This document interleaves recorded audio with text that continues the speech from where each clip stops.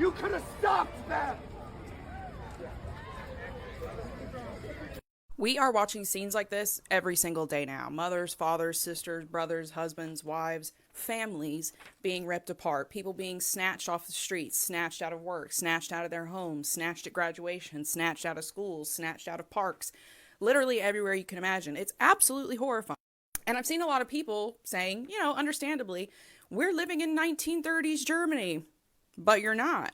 Because you see, what's actually happening right now is a literal photocopy of the US's playbook from the 1920s and 30s. Let me introduce you to the Mexican repatriation. Yeah, the Mexican repatriation that happened in the 1920s and 30s in the United States was a huge wave of anti-immigrant sentiment, which was used by the political powers that be, justified by the Great Depression, to deport up to 2 million people, 40 to 60% of which are estimated to have been U.S. citizens.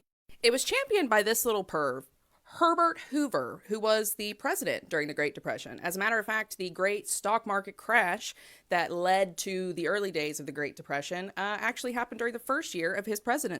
And let me tell you, Mr. Hoover here, along with deporting Mexican Americans, also did some other stuff that's going to sound real familiar to you. Because you see, Mr. Hoover here came to his presidency in America at a very strange time, right? There was an oversaturation of consumer goods. People were going to stores and buying things like never before, okay? Buying cars and all types of consumer goods.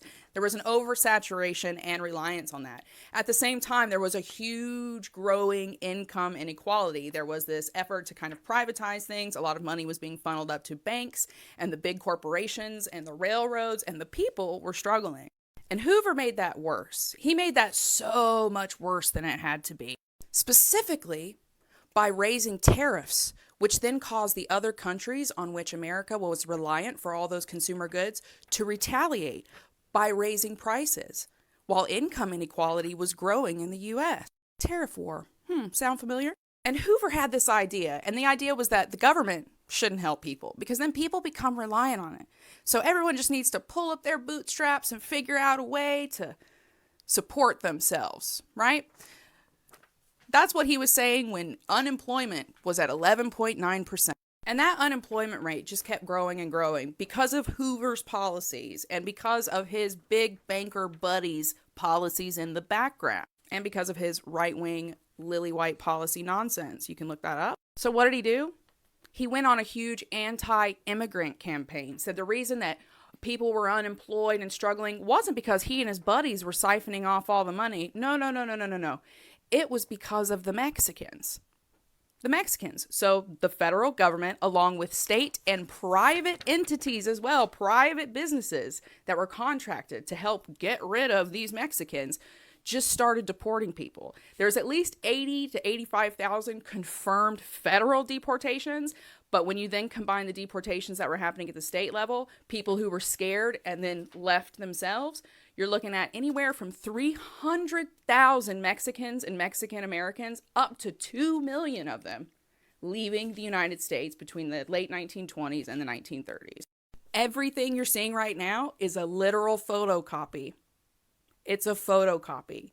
And your anger and your attention are being directed at the wrong people intentionally. Intentionally. We have done this before. So you have to ask yourself why. Why are we reenacting something devastating that we've already done before? Why is our government seemingly copying step by step the disastrous, for the working class, presidency of Herbert Hoover? Why would they want to repeat the presidency of the Great Depression? I wonder why. Who benefited off the Great Depression? Cui bono? I guess we'll never know.